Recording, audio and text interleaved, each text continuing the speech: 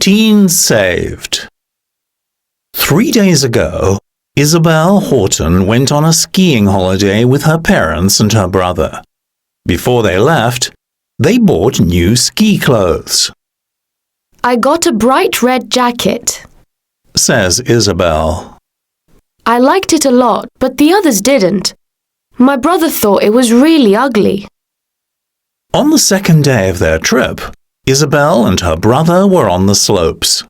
Suddenly, there was a terrible avalanche. There was a loud noise and we fell down. We were really scared. We didn't know what it was. Then there was snow everywhere. That's all I remember, says Isabel.